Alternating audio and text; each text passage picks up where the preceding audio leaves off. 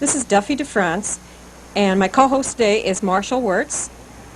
And today we're going to interview Muscatine's own Mr. Baseball, George Long, who has been a part of the baseball scene in Muscatine since the 1930s. And he still continues to work very hard to promote baseball and to work with his team. George, you have been managing the Muscatine Red Sox for over 50 years now. 57 years. 57 years. So you've had several reunions and anniversaries and get-togethers, I'm sure. Yes, we had a 50-year reunion 7 years ago down at Jack Hamilton's clubhouse in Morning Sun. Jack Hamilton used to pitch in my club before he went to the major leagues and then after he come back from the major leagues. So you've had a famous person already on your team, and probably others too, who've made the big time. Jack Hamilton was a pitcher that made it to the major leagues, and Herb Crompton was a catcher that made it to the major leagues. Besides the Muscatine Red Sox, you've also been an owner and manager of the Indianapolis Clowns. Yeah, I owned the Indianapolis Clowns for a good number of years. Traveled with them all over the country from one coast to the other. Generally wind up playing about 100 games in a season.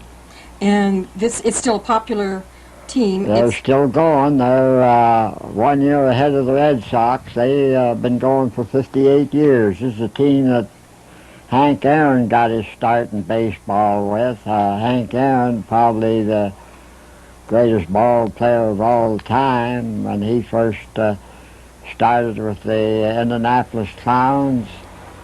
He got $75 a month in a suitcase. So real generous. before he finished his baseball career, they eventually sold him after the first year to the Braves and for $10,000. But before he finished his baseball career, you couldn't buy him for $1 million.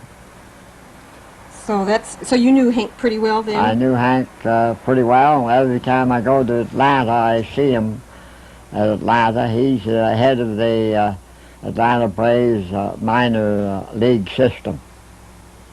Now, Marshall has a picture from the book called Muscatine, a pictorial guide by John Carlson, and it shows you and a team, one of your earlier teams from 1934 was probably my greatest team of all time. That was the team that Herb Crompton played with, who later went to the major leagues. They set a record for games won. They won 32 and lost 8 and won the state championship. So you had, now did you handpick these guys or did they just come? Well, I looked around and picked out the best ball players I could find, and that's what I wound up with, a state champion. And you were the player manager at the time? I was a player manager at that time. Now, do you own the Muscatine Red Sox? Is that how that works? The Muscatine Red Sox are sponsored by over 100 Muscatine merchants. I go around and see the merchants in the spring and sell ads on a baseball program, and that's what supports our team. What do we mean by semi-pro? They're called a semi-pro team.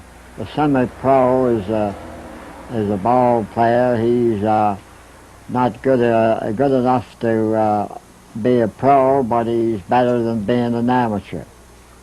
And someday maybe he'll make a break? Someday he might make it to the pros. A lot of them have gone from my team to the majors and the minor leagues. So there's always that dream. There's a lot of people who dream when they get on the Red Sox. Playing baseball is just like going to school. You start in the kindergarten and work your way out.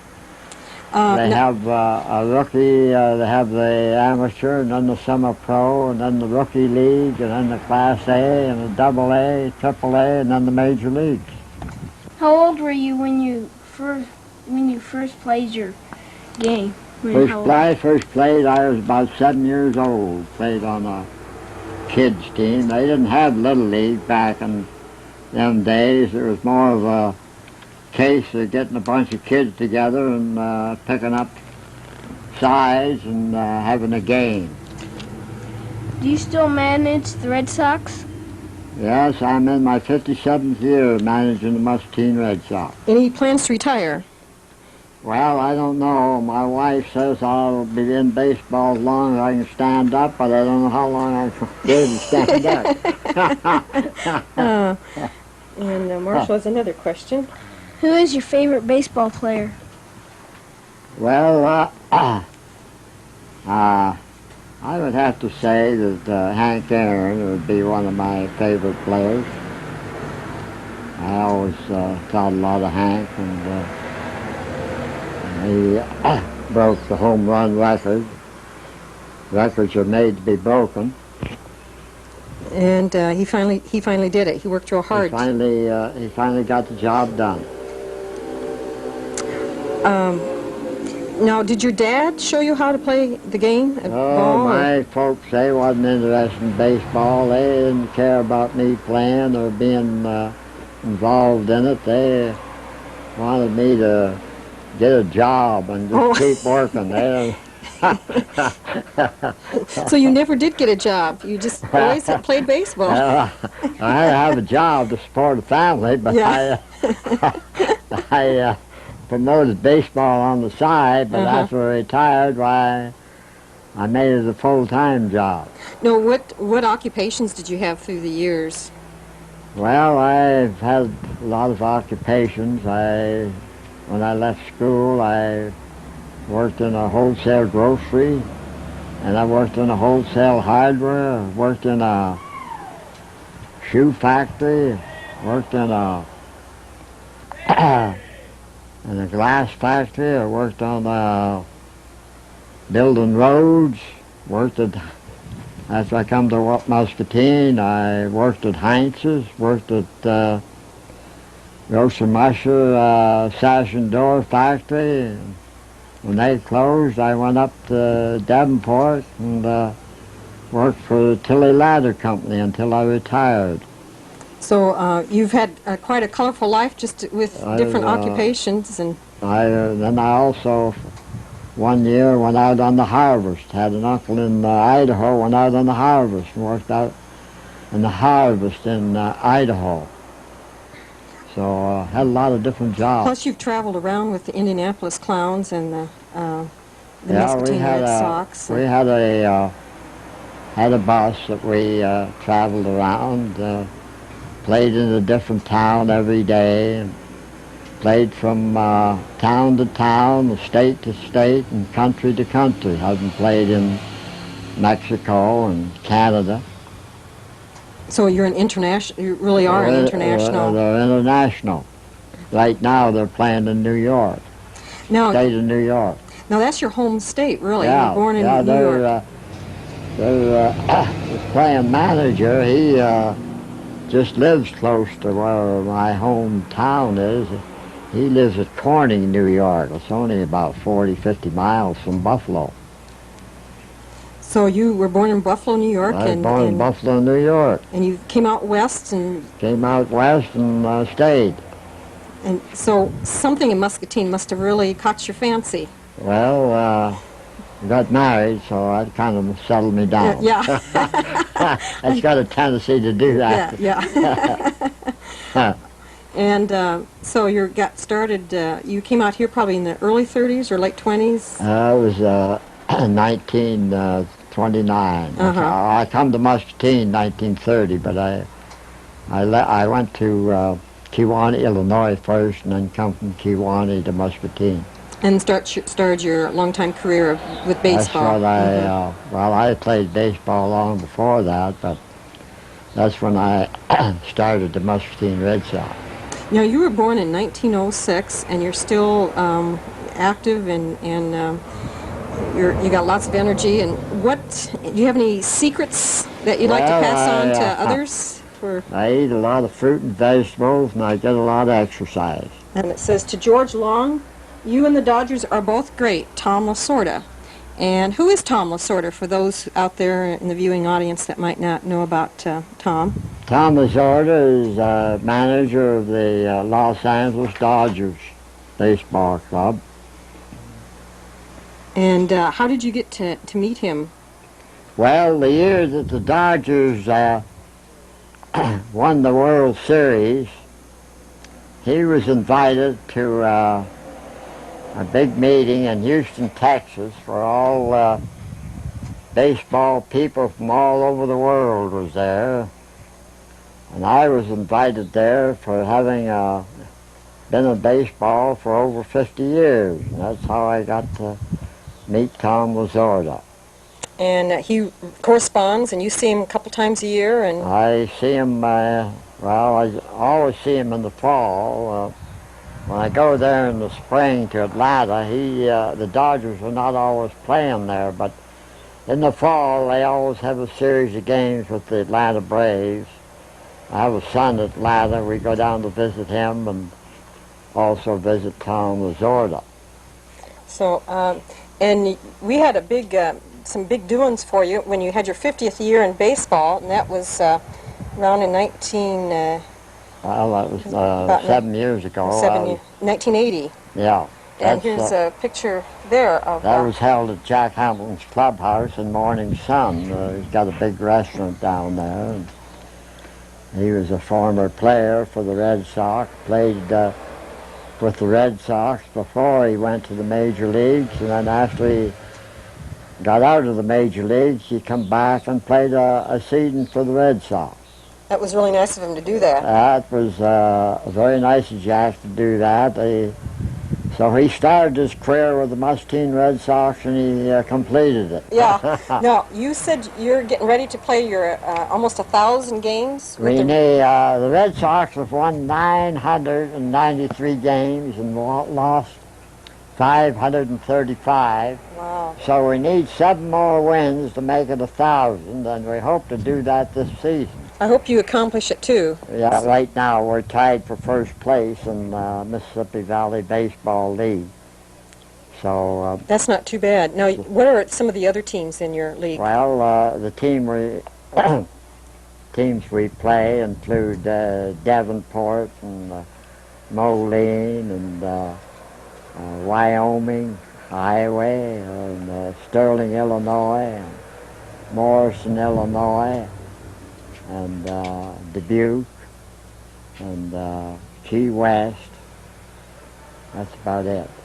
So that keeps you hopping, Yeah, going from place to place. Yeah, it keeps us busy, keeping the team booked. You gotta be booked. Oh, so that's part of... In order to play good ball, you got to play about 2 or 3 times a week. Now, we have a bat back here that's gotten... I know maybe Marsh would like to ask about this bat. Here, I'll bring it over, and you can ask the question. Yeah, I'll it's put a this. big bat. The midget used to take that to home plate with him when he played for the Indianapolis Oh, Clowns. gosh, it's heavy, too. Yeah, it's not light. Let's see if Marshall can lift it up. Let's see. Okay, you... We used to advertise that as a 3-foot midget and a 6-foot Go ahead and bat. stand. Let's see. Now, how old are you, Marshall? 9. You're 9 years old, and the bat's Bigger than taller you. than... Yeah, the bat's taller than you are. Well, the midget wasn't quite as big as you. I think he's about 3 feet. He's about 3 foot. And he could lift that? Yeah, he could lift it. We used to carry the midget out to the home plate in a suitcase. Everybody in the stands would wonder what's in that suitcase. Open up the suitcase, and here jumps out a midget. We'd always put him up to bat with the bases loaded because he'd be a sure walk and force home a run. So he was a good addition to the team for that reason. How long did he play on the Indianapolis Well, Clowns? he just died here. He got a card from him the other day. He was 39 years old, a young man. He played 9 years. Mm-hmm. 9 years, but it's been several years since he played. I bet he had a lot of fun on your team. He was a good attraction. Uh-huh. The kids liked him. They used to follow him around the ballpark. Okay, we're going to see if Marshall can lift this bat off the... Okay, you go ahead. Yeah, okay. Yeah, he can lift it. Yeah. Do you know Babe Ruth? Well, I knew him when he was living. He's been dead for a good number of years. I seen him and Ty Cobb playing the same game in 1927. That was the year that the Yankees had probably the best team of baseball of all time.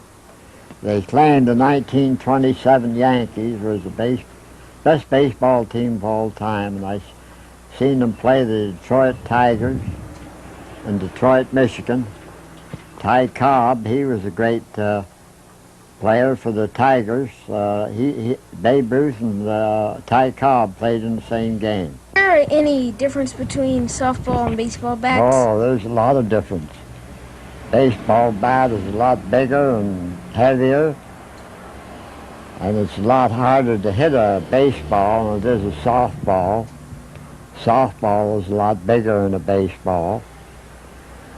So the baseball is a lot tougher game to play. And when it's hard, and when you get hit by a baseball, you Yeah, really know it. you feel it, but you can brush off a hit by a softball, but you don't always brush off a hit by a baseball. Not so easy anyway.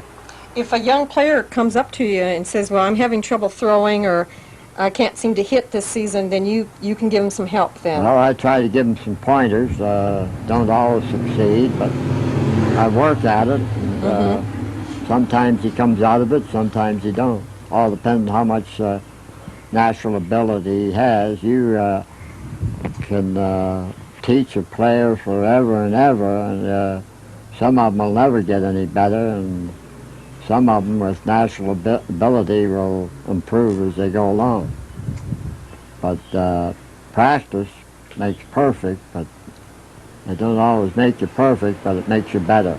Now, are the young players coming up today, are they bigger than they used to be? They're bigger and stronger than they was when I was playing. They can hit the ball a lot further. That's the reason now that they're getting so many more home runs than they used to get. The players are so much bigger and stronger. This is a special plaque given to George Long, Muscatine's own Mr. Baseball, and it really shows the love, I think, that your baseball players have toward you. Well, I appreciate my players, and they appreciate me, so we have a good understanding with each other. Have any of them seen you as sort of their second father over the years? I've got players that their fathers played for me, and even some of their grandfathers. Oh, so it's been in the family tradition. So it's going back a lot of years. We have a picture of you getting that award in 1981, and so I think you were sort of surprised when you got that? Yes, I was. Yeah, that was a nice honor. That was a pretty nice gesture on the part of the players, I thought. And it's, how about how many came to give you that award? Did quite a few make it back to town? And Well, some of the players make it back every once in a while, and I'm always glad to see them. Marshall here has a box full of baseballs, and you have official Rawlings baseball, it looks like, and maybe Marshall, do you have a question that you'd like to? What are baseballs made out of? Horsehide. They're made down in Haiti. Haiti is where most of the baseballs are made. And that's the same baseball that they use in the major leagues. I get them from the Midwest League. They have minor league clubs all through the Midwest here, and I get them from them, and I get a good discount. So they're probably made by hand then, or by? Yeah, they're made by hand down in Haiti. They're down south of Cuba. How much does a baseball like this cost these days? Well, most of them, sporting goods stores sell them for $55 a dozen. I see. So it takes quite a few baseballs during a season, I bet. It takes us some games anywhere from 9 to 12 balls to play a game, Now especially a night game. Night game. Takes more for a night game. Yeah, you might lose a few more. Lose more. They're harder to find. Now look, I'm going to let you show maybe Marshall how to throw, different ways to hold a baseball. Well, all And, depends I'll what take kind. this here, and maybe you can take a baseball out too, Marshall, and just When I throw it was over. pitching, when I wanted to throw a fastball, I would grab it hard as I could, like all fingers and thumbs, give it all I got. when I wanted to throw a curveball, take my thumb and his top finger, give it a twirl like that. Okay, how about you trying it? And then if I wanted to throw a knuckleball, Okay.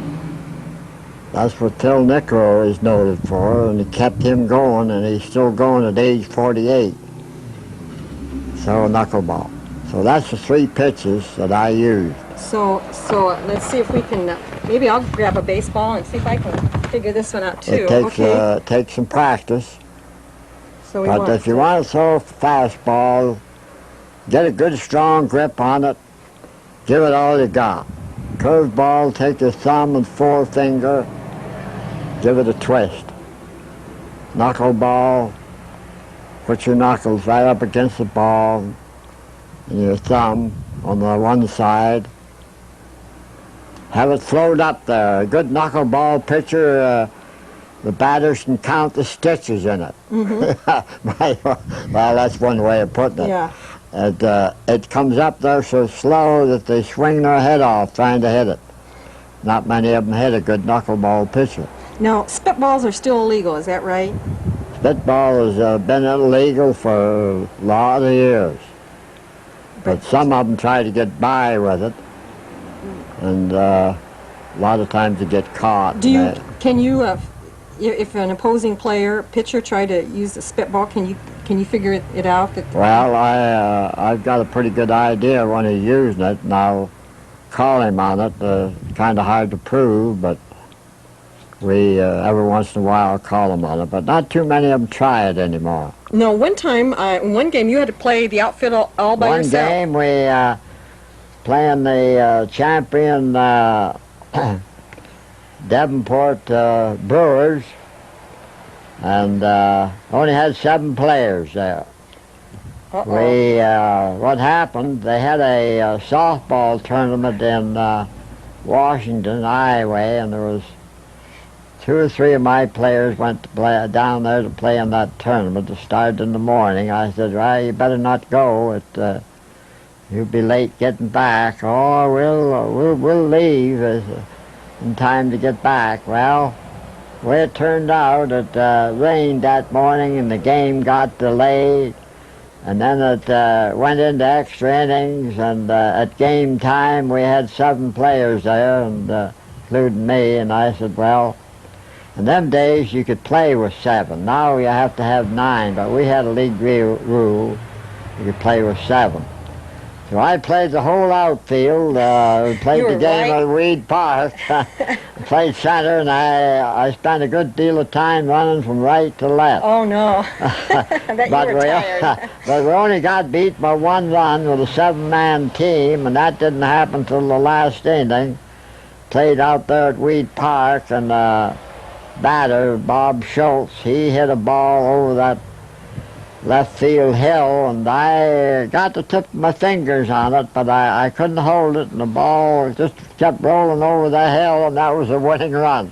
So that's how we got beat with 7 players. That wasn't too bad, though, for a 7. We done real good for having a 7-man team, and I got 2 hits that day. I thought that was pretty good. Yeah. Now, Marshall is holding a crazy bat, so we'll have him show Yeah, it. that bat there is a little out of the ordinary. Maybe he'd like to ask you about it. I don't know what you could do with a bat like that. It don't look like you could hit a ball very far. Is that something where you have the ball in there and you swing at it? And well, that's... and you just, I found this out in the back here. It was laying there one day, and I picked it up, but it's not a regulation bat. No, it certainly doesn't look it. Never could use it in a game, but it's kind of a novelty. Yeah, it is sort of. We have some other bats here. Maybe. Yeah, there's some regular bats there maybe that Marshall will we'll be show using you in his the game batting form. tomorrow. There's some of our bats we'll be using tomorrow. And do you like the wooden bats better? Or well, the wooden bats are cheaper, but they break. We got to have bats that we can use for years. You only have to buy 1 bat, and a lot of times will last your lifetime. So Now in the major leagues, they won't let you use the wooden bats. You have to use all aluminum? You got to have a wooden bat. Oh, I see. You can't use aluminum bat in the major leagues, or you can't use it in the minors. You use it in the colleges and the high schools and the semi-pros and the amateurs, but not in the major leagues. Of course, they got lots of money. They can afford to buy lots of wooden bats. Now, do you have some players that like, they have their own special bat? I always tell my ball players, a good ball player has got his own bat. Last week, we had one player that had his own bat. He got 3 home runs, a double, and drove home 9 runs. His bat was a favorite with all the players. Do you have any superstitions when you go to the game, like wear anything? Well, when I was playing, I always made a habit of, when I play in the outfield, I always made a habit of touching third base. I don't know why, but I guess I got a hit one time and I touched third base on the way coming in, so I just kept that habit up. You don't have to wear any special hat or shoes or socks or anything like that? I don't have any special cap or hat or glove, but I always had that habit of touching third base. And that stuck through with me all through my baseball career. Now, you've been playing baseball and loving baseball since you were at least 7 years old, and that's been quite a few years. What has kept you?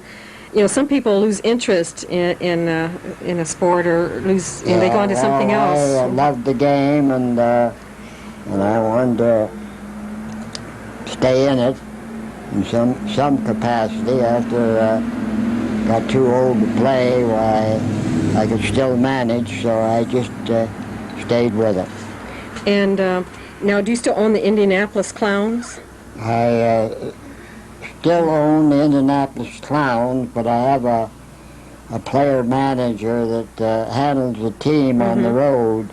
I don't travel with the team anymore. I got a fellow that handles the team on the road. You don't need to bend any more than that. That's a pretty good Do you think he looks stance. like he could be a Babe Ruth someday? Well, he's got the build for it. He's only 9 now. He's going to be a big boy. He probably hit a lot of balls out of the park when he gets older. Okay, so I kind of look for him to be quite a hitter. So the main ingredient is to practice? Practice will make you as perfect as you can be, and you never can get too much practice. Your top major league players, they are practicing all the time when they're not playing. Looking at a trophy from 1943 from the Twilight League, you were champs, Muscatine Indies. It used to be the Indies before the Red Sox. Oh, so it's changed names. Changed name. In the 40s it changed names? 45. I had a scout for the Boston Red Sox that interested in one of my players, and he talked me into changing the names of the Red Sox. He gave the club some money for the player, and I agreed to. Now that's probably made out of brass or something, or? Yeah, it's made out of brass. That's first trophy that we won. That was a Twilight League. That was during World War II, and they had gas rationing, and we was lucky to get as far as from here to Devonport. There was 6 teams in the league, Muscatine and 5 other Tri-City teams, and we won the league championship first year we was in it.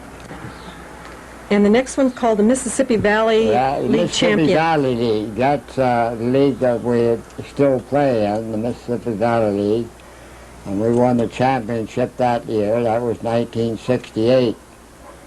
And then you also won it in champions. 1961. Right, National Baseball Congress. And they furnished, the Coca-Cola company furnished the trophies, and we won it in 1956. and then we have Also was league champions in 1971. That 1971. one in the corner there. And this one is, I think it was a runner-up. It looks like a smaller yeah, trophy. 1966. 1966. Six It's been a second few place. years since we won our last trophy. They don't give any runner-up trophies anymore, so you have to win it all to get a trophy. But right now we're tied for first place in the Mississippi Valley League, and maybe we can come out on top. Now, what about the baseballs in Well, these are or softball? I guess one of them is a softball. Softballs.